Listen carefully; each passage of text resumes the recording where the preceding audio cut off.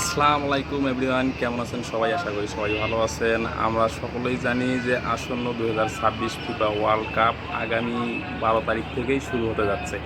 তো আমরা যে দলেই সাপোর্ট করি সে দলেরই পতাকা পুরা ধুরা লাগাইতেছে, কিন্তু আজকে আপনারা একটা জিনিস দেখলে অবাক হবেন যে এটা আনকমন একটা বিষয়। চলুন আমরা দেখি। ওই যে গাইস দেখতে পাচ্ছেন যে চারটি পতাকা উঠতেছে। হ্যাঁ, তো আমরা জানি যে বাংলাদেশে ওভারঅল শুধু আর্জেন্টিনা ব্রাজিল আর্জেন্টিনা ব্রাজিল, কিন্তু এই যে দেখতে পাচ্ছেন আপনারা, এই পতাকাটা আর্জেন্টিনা, এই পতাকাটা হচ্ছে ব্রাজিল, এর পরের পতাকাটা হচ্ছে আর্জেন্টিনার।